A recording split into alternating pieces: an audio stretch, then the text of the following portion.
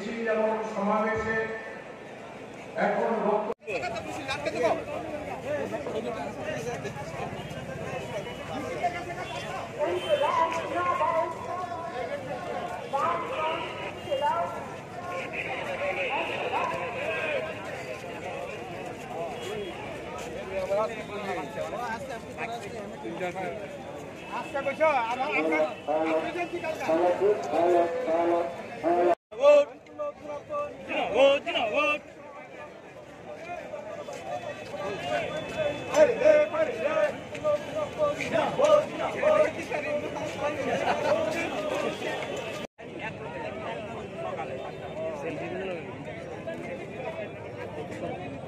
যারা সমাবেশে উপস্থিত রয়েছেন, আমি আপনাদের কাছে বিনম্র আবেদন রাখছি,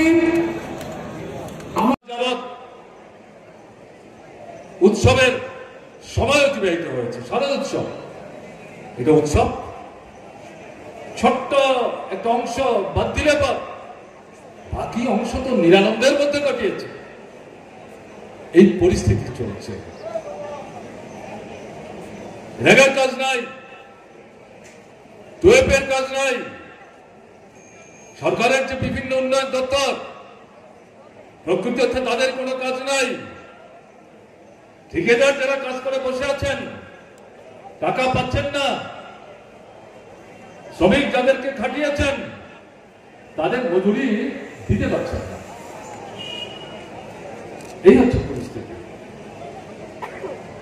সংখ্যালঘু কিছু মানুষ এই ত্রিপুরায় আক্রান্ত হচ্ছেন।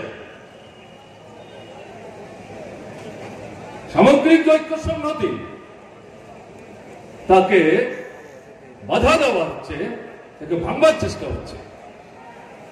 উপজাতি অনুপজাতি অংশের মানুষের মধ্যে সুদীর্ঘ লড়াইয়ের মধ্য দিয়ে যে গণতান্ত্রিক একতার সংহতি গড়ে উঠেছে, ত্রিপুরার গণতান্ত্রিক আন্দোলনের ভিত্তিকে সুদৃঢ় করতে সাহায্য করেছে।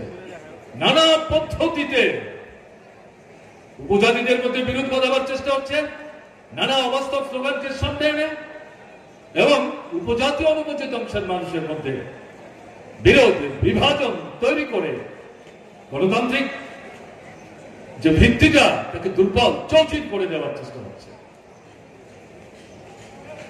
এরকম একটা অবস্থা ত্রিপুরার মানুষ গত 50 বছরে দেখেন।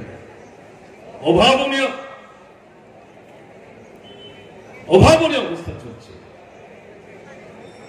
এখানে। একটা ছোট্ট অংশকে বাদ দিলে পর যারা শাসক দল যে লুটের রাজত্ব চালিয়েছে তার অংশ ভোগ করার সুযোগ পাচ্ছেন। এই অংশটাকে বাদ দিলে পর গ্রামে শহরে সর্বত্র ত্রিপুরার মানুষ ক্ষুব্ধ, বিক্ষুব্ধ, হতাশ বলবো না। যারা গত বিধানসভা নির্বাচনে উলুদ্ধ হয়ে ভোট দিয়ে অবস্থার পরিবর্তন করে নতুন সরকার এনেছিলেন, তারা এখন উপলব্ধি করতে পারছেন ভুল করে ফেলেছে।